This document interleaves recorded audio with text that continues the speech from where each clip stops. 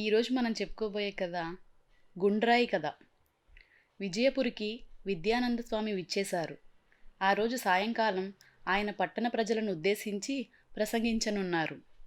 చక్కగా అలంకరించబడిన వేదికకు ఎడమవైపున ఒక ప్రత్యేక ఆసనం వేయబడింది. విద్యానంద స్వామికి తన భవనంలో ఆతిథ్యమివ్వడమే కాకుండా ఆయన ఉపన్యాసం ఏర్పాటు చేయడానికి ధనసహాయం చేసిన జమీందారు జగపతి రాయుడు కోసం ఆ ప్రత్యేక ఆసనం వేయబడింది. అయితే జగపతి రాయుడు ఆ ఆసనంలో కూర్చోకుండా వేదికకు ఎదురుగా మామూలు ప్రజలు కూర్చున్న చోటికి వెళ్ళి కూర్చున్నాడు. దీనిని గమనించిన విద్యానంద స్వామి ఎంతో సంతోషించి, మానవుడికి ఉండవలసిన ఉత్తమ గుణాలలో వినయం ప్రధానమైనది. అది ఉంటే ఓర్పు, సహనం లాంటి తక్కిన సుగుణాలు వాటంతట అవే అలవడుతాయి. మానవులకు సంప్రాప్తమయ్యే సిరి సంపదలు, భవనాలు, భార్యా పిల్లలు ఇలా సర్వం పూర్వజన్మ సుకృతాల ఫలితాలని పెద్దలు చెబుతారు. అలా అని వాటిని నమ్ముకుని ఏ పని చేయకుండా కూర్చోవడం వివేకం కాదు. ఇహపర సౌఖ్యాల సాధనకు నిరంతర ప్రయత్నం కావాలి. అన్నిటికీ మించి భగవత్ కృప ఉండాలి. అప్పుడే అనుకున్నది సాధించగలం. అంతవరకు ఓర్పు, సహనం పాటించాలి. ఈ రెండింటికి ఆధారమైనది వినయం. మనం ఏ స్థితిలో ఉన్నప్పటికీ ఒడిదుడుకులు ఎన్ని ఎదురైనా వినయం తప్పక పాటించాలి. మిడిసిపాటు పనికిరాదు.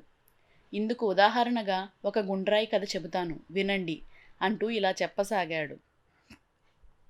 గోదావరి నదీ తీరాన గల సుందరమైన ప్రాంతాల్లో మామిడి, పనస, కొబ్బరి, అరటి వంటి రకరకాల ఫలవృక్షాలు ఉన్నాయి. ఒకసారి గోదావరికి వరదలు వచ్చాయి.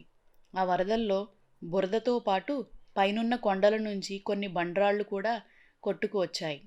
అలా కొట్టుకు వచ్చిన రాళ్లల్లో ఒక గుండ్రటి రాయి నది పక్కనే ఉన్న కొబ్బరి చెట్ల మధ్యకు వచ్చి నిలిచిపోయింది. గుండ్రంగా అందంగా నిగనిగలాడుతున్న ఆ రాయి కొబ్బరి చెట్ల వేళ్లకు తగులుకొని కదలలేకపోయింది. క్రమంగా వరద ప్రవాహం తగ్గింది. కొబ్బరి చెట్టు మీద ఉన్న కాయలు సూర్యుని కాంతికి నిగనిగా మెరుస్తున్న రాయిని చూసి ఆశ్చర్యపోయాయి. ఒక పండు కొబ్బరికాయ రాయిని, "ఏయ్, ఎవరు నువ్వు? ఎక్కడి నుంచి వస్తున్నావు? ఇక్కడ నిలిచిపోయావేం?" అంటూ గద్దిస్తూ ప్రశ్నించింది. రాయి ఉలకలేదు, పలకలేదు. అప్పుడు మరో చెట్టు మీద ఉన్న పండు కొబ్బరి హేళనగా, "దీని కథ నాకు తెలుసు. ఈ నది కొండల్లో పుట్టి దిగువకు ప్రవహిస్తూ ఉంటుంది. ఆ ప్రవాహ వేగానికి కొండరాళ్ళు చిన్న చిన్న ముక్కలవుతాయి. వాటిలో ఇదొకటి. ప్రవాహ వేగానికి దొర్లుకుంటూ దెబ్బలు తిని ఇలా గుండ్రంగా పారింది. పాపం మొన్నటి వరదలకు మన మధ్యకు వచ్చి చిక్కుకుని ఆగిపోయింది గాని లేకపోతే ఇంకా దెబ్బలు తింటూ ఇసుక రేణువులుగా మారి ఈ పాటికి సముద్రంలోకి చేరు ఉండేది" అన్నది. "అయ్యో పాపం! అయినా ఓ గుండ్రాయి, సహనానికి కూడా ఓ హద్దంటూ ఉండాలి కదా. మేము చూడు, ఆత్మాభిమానంతో ఆకాశాన్ని అందుకున్నంత ఎత్తులో ఎలా ఆనందిస్తున్నామో" అన్నది మరొక పండు కొబ్బరి. గుండ్రాయి ఏమీ మాట్లాడలేదు. కొంతకాలం గడిచింది. నదికి సమీపాన గల గ్రామంలోని శివాలయంలో పూజారి ఒక పళ్ళెంలో కొబ్బరికాయ, పువ్వులు, అగరవత్తులు దేవుని ముందు పెట్టి పూజ చేస్తున్నాడు.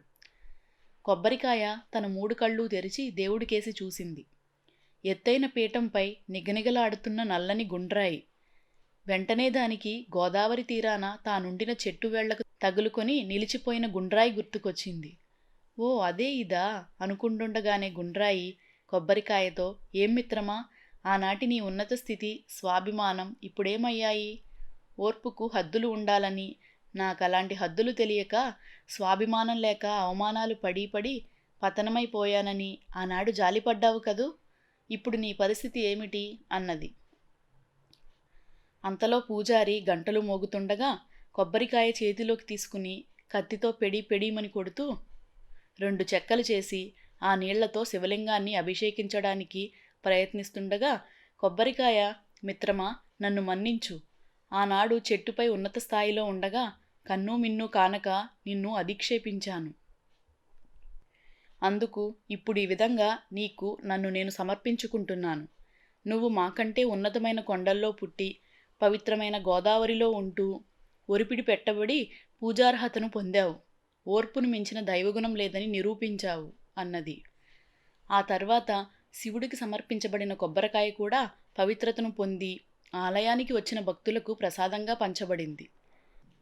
ఇంతవరకు చెప్పిన విద్యానంద స్వామి నదీ ప్రవాహంలో చిక్కుకున్న గుండ్రాయికిలాగే మనుషులకు జీవితంలో ఆట్లు పోట్లు తప్పవు. అన్నిటినీ ఓర్పుతో భరిస్తూ సన్మార్గంలో నడిచే మానవుడే ఉన్నత స్థితిని అందుకోగలడు అని కథను పూర్తి చేశాడు. ఇదండి గుండ్రాయి కథ. మనిషికి వినయం ముఖ్యం. ఈ కథ మీకు నచ్చిందా? నచ్చితే మీ ఫ్రెండ్స్, రిలేటివ్స్తో షేర్ చేయండి. మరిన్ని మంచి కథల కోసం మన ఛానల్ను సబ్స్క్రైబ్ చేసుకోండి. Thank you.